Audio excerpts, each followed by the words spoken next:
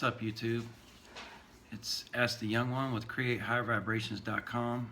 I wanted to come on and adjust this camera. That's exactly why I wanted to make a video, so I could adjust the camera. I don't know why I can't do this before, but anyway. I wanted to do a quick video on the rejection that a narcissist makes us feel. Someone made a comment about the grief process that they had to go into, and it kind of made me think back a little bit on a lot of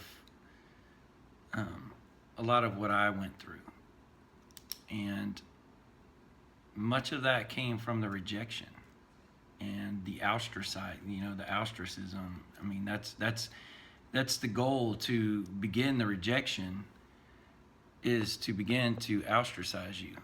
And that's exactly what they do, if they can get away with it. I mean, I know everybody's situation's a little bit different, but if they can, that's what they'll do, and that's what they'll try to do. So going back to the rejection, and some people, and this is one reason why I wanted to do a video on this, was not necessarily because of what you might be feeling in hindsight or in the after effects, but if you're in the middle of it, because I know for me, if I would have been able to see someone explain what I was going through at that time, I may have been able to catch it a lot better, to not allow as much damage to be done. Being rejected by someone that you feel at one time loved you, that you spent many years with, have children with, and then not only that, but their families, their families loved you.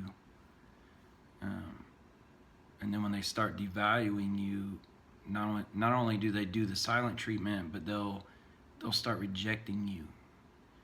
And they'll reject you in front of people, and they'll reject you every day. I mean, they'll reject your wants, your needs, your thoughts, your presence. They'll reject all of that. And that's a horrible, horrible experience. It's horrible to be rejected by the person you thought loved you. I mean, just in itself. And when they start that, for a narc, the narc doesn't care. But for you, they're rejecting the entire past 10 years, 20 years, 30 years, however long you were together. They're rejecting your children and you, and as a meaningful part of your being in life. And that's horrid. It's horrible. It's a horrible experience. And I lived that. And I think for me personally, this was my experience. And I'll spend a few minutes on it. What started happening is the narc, when I started figuring out things, the pathology just started kicking up more. And the rejection started kicking up more. The rejection started more because they were getting more of an emotional reaction from me. They were getting me so angry and aggressive and becoming basically someone I was not. And they were using that. And it became so miserable, just every day, it was just misery. And I would react. I would get angry. I would yell and scream, turn my music up too loud, and just shut down myself. And that's what the rejection did. But I was also not only shutting down what I was feeling, but at that point, it takes you to a level of, you don't know what you're thinking emotionally. You're not able to process. So it's rejection from a narc in that relationship is horrid. I mean, like I said, you're rejecting everything that you just spent all these years living. And then when they reject you, it takes you on a whole nother path. You start then rejecting yourself. You know, the childhood trauma of rejection might start kicking in some, and then you start reliving those triggers. And not having healed those, the rejection's going to do exactly what that childhood trauma did. When the narc does it to you, you're going to start self-talk again. You're going to start tearing your self-esteem down again. And that is exactly what they want to do. They want to destroy your self-esteem, your self-confidence, and therefore they will have power and control as long as you are weak in that area. And that is, to me, it was called the crazy making phase. Like, to me, I went through that, and I actually kicked the narc out. Like, I actually got to the point where it was like, this is so miserable. I'm not even myself. I am so unhappy with the rejections and with the silent treatment and with the pathology. Like, it was just literally, if you can't be a spouse, get out. Like, that's how hard it came down. I mean, it was just to that point. And when I said that, that was like the green light, because, you know, the new supply was already there. So it was so easy for her to reject me. Like, that, they were just playing a game on me. They were playing the game because we have children. So it was like a game setting up for divorce.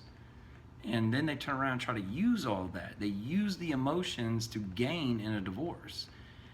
And so for family law judges, if any of you watch this, just so you know, that's what you're dealing with. And you're allowing these types of people to come into your courts and win because they've set a person that feels emotions up. And you're not doing anything but enabling them. So that's just my message to the family law judges. And lawyers, if you do this, you're just as despicable as the narcs. So, but the rejection was horrid. And then after that, basically came that basically I was ostracized. I mean, every person I knew except for 2 people, which I knew before I ever met this person. Every person I knew, gone. The family, the big family I thought loved and cared about me, bought me all these Christmas presents and things like that over the years, gone. You know, I was, you know, done. So it's a horrible experience, and it's one that if somebody can watch this and maybe start seeing what they're dealing with right now, maybe it will help them say, okay, this is what they're doing, and catch it early and not wait until they're completely just ostracized and rejected by everybody, and then have to go back and then turn around and literally by yourself do the work and rebuild yourself completely. So I wanted to touch on that. It's a hard emotion to get over, and it takes time, but it is a part of what they do. And I know I don't see a lot of people talking about it, but you know, for me, I feel like it's a little bit different than the silent treatment, because I could have, you know, I had nights where I expected the silent treatment, like literally, I expected it, but I didn't expect the rejection to start to kick in next, and that's what would trigger and get me, you know, to that point of anger. Well, we all know anger is nothing but layers of sadness. So if we're holding that self-rejection within us and the narc triggers it, then it's going to create an emotional reaction from you. And depending on the pain, the level of pain of it, it's going to create, you know, you might go shut down. You might go put on headphones and ignore your spouse. You know, well, then they're going to call up their mommy the next day or their friend the next day And oh, he locked himself in the bedroom. Yep, he yelled at me and locked himself in the bedroom. And I don't know what I did. I didn't do anything wrong. I was just trying to watch my TV show. Well, that's because that's what the narc. That's the narc. That's we got to figure out, and see that. And again, it took me after hindsight to see all that, see what they were doing, but they were doing it to gain that crazy making reaction because we had a child. She already knew she was plotting divorce. They were already plotting. They're always plotting. They're sick people. They're always plotting. And no care in the world of the child, no care in the world of the effects on the child, no care on anything. So it's I wanted to touch in case somebody is going through that rejection part or feeling the rejection. Don't keep it going, because rejection is one of the worst emotional, psychological abuses that you can experience. For me, afterwards, in hindsight, I went in and had to find why I felt rejected. And it all comes back to childhood. It all goes back to something I was missing in my childhood. And the narc figured it out, and they played it. And they played it to the T. And, I'm not saying that, just because we have these things in us from childhood, the narc, that still doesn't give someone the right to violate and use someone else's emotions to hurt them. So my answer would be get away. Obviously, if you realize you're with a narc, and you have to realize it'll never change. So if you don't accept this for yourself and get away, then you will continuously go through that rejection. So I hope this helped a little bit. I did want to just talk about it because it is a big part of it. It is a big part. My dog, he's got to go out. So, but I know it's an important part.